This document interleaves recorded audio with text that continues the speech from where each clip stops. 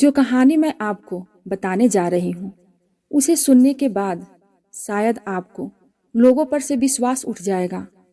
एक 6 महीना की गर्भवती महिला जिसके हाथ कांप रहे थे, आंखों में आंसू भरे थे और पेट में पल रहा था बच्चा, मानो पेट में वो बच्चा डर सा गया हो।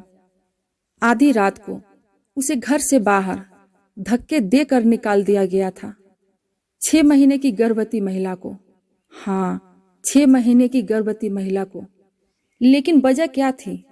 क्या उसने कोई गलत काम की थी या फिर उसके साथ ऐसा कुछ हो गया था जिसकी सजा आज तक किसी ने सोची भी नहीं होगी। गांव के लोग कहते हैं अगर उस रात तुमने उसे देखा होता तो आज भी वो यादें नींदें उड़ा देती। आखिर वो सच क्या था? किस बात ने पूरे घर को उसके खिलाफ कर दिया था और क्यों उसके पति ने ही उसे घर से बाहर निकाल फेंका था? और आगे जो कहानी में होने वाला है वो आपका भी दिल दहला देगा।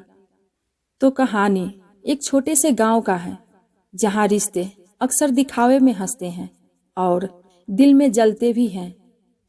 उस घर में 2 भाई रहते थे, एक बड़ा और एक छोटा, और उसी छोटे बेटे की पत्नी थी नैना।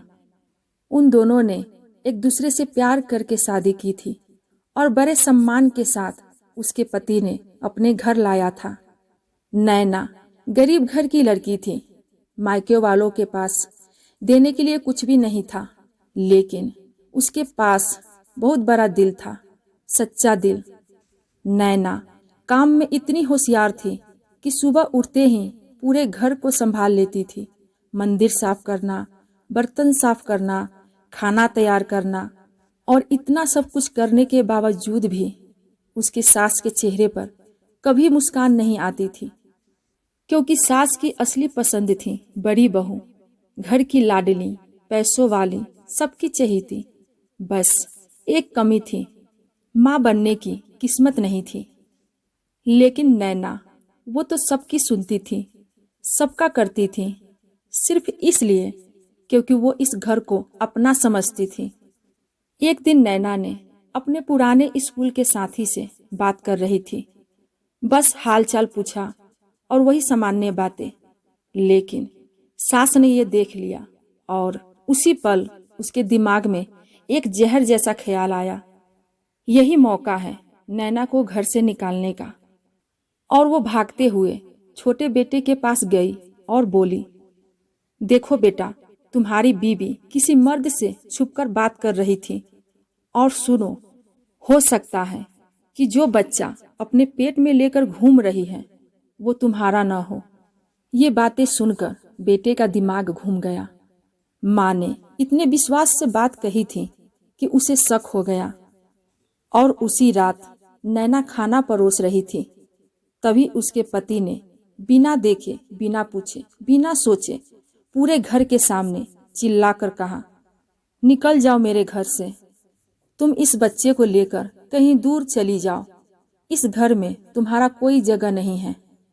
नैना बहुत रोई, गिड़गिड़ाई, कसम खाई, सब समझाया कि वो निर्दोष है। लेकिन जब घर की चौखट में भरोसा ही टूट जाए तो उसके पास रहने के लिए जगह ही कहाँ बचती है। अंधेरी रात में 6 महीने की गर्भवती नैना को घर से बाहर निकाल दिया गया और उसी रात से नैना का संघर्ष शुरू हो गया। नैना ने कई रात सड़क पर बिताई, कभी किसी मंदिर के पास, कभी किसी रेलवे स्टेशन पर। और नैना का पेट भारी होते जा रहा था, पर कदम नहीं थके थे। नैना भटकते भटकते एक ऐसी जगह पहुंच जाती है जहां पे वो देखती है कि एक छोटा सा गांव है। उस गांव के पास टूटा फूटा एक घर था।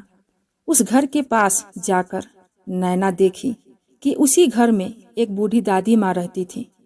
उस दादी माँ से नैना बोली, दादी माँ, मुझे काम दे दीजिए, मुझे इस काम की अभी बहुत जरूरी है।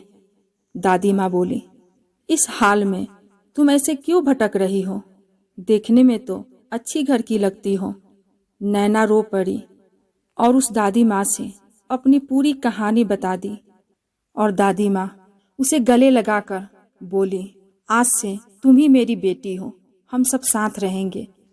और उसी दिन से नैना अपना घर समझकर काम करने लगी। झाड़ू, बर्तन, कपड़े, पोछा, ये सभी काम करती गई, बस इसलिए कि अपनी बच्चे को अच्छे से जन्म दे सके। फिर एक दिन उसने अपने बेटे को जन्म दिया। उस बच्चे की शक्ल बिल्कुल उसके पिता जैसी थी, वही आंखें, वही नाक, वही मुस्कान। और दादी ने कहा, बेटी, ये बच्चा तेरी सच्चाई का सबसे बड़ा सबूत है।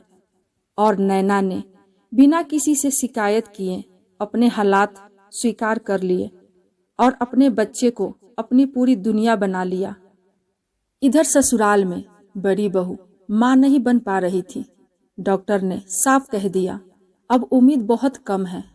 और डॉक्टर की ये बातें सुनते ही सास की दुनिया पूरी तरह अंधेरी हो गई। और तभी किसी ने बताया, आपकी छोटी बहू वो माँ बन चुकी है और उसका बच्चा बिल्कुल आपके छोटे बेटे की तरह दिखता है। ये सुनते ही जैसे किसी ने उनके पापों का दर्पण उनके सामने रख दिया हो। और एक दिन अचानक नैना के दरवाजे पर दस्तक हुई।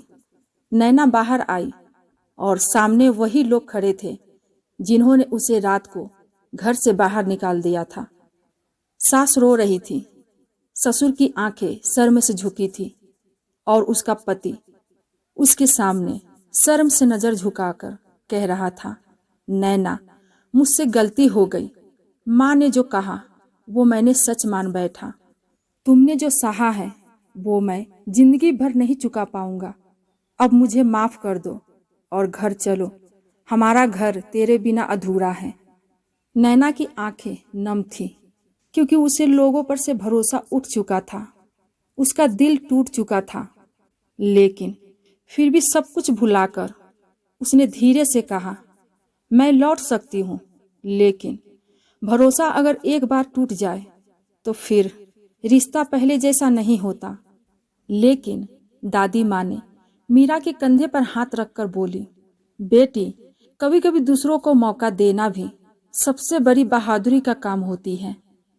तो दोस्तों, ये थी आज की कहानी। अगर आपको मेरी कहानी अच्छी लगी हो, दिल को छू गई हो, तो कृपया करके मुझे सपोर्ट कीजिए। मेरे चैनल को सब्सक्राइब जरूर कर दीजिएगा, क्योंकि आपकी एक छोटी सी क्लिक मुझे और भी ऐसी ही दिल छूने वाली कहानियाँ आप तक पहुँचाने की ताकत देती हैं। आपका प्यार, आपका सपोर्ट ही मेरी सबसे बड़ी कमाई है। इसलिए जुड़े रहिए और मैं आगे भी ऐसे ही सच्चाई भरी कहानियाँ आप लोगों के लिए लाती रहूँगी। तो फिर मिलते हैं दोस्तों अगले कहानी में। तब तक आप सब अपना ख्याल रखिए, खुश रहिए, हमेशा मुस्कुराते रहिए। राधे राधे।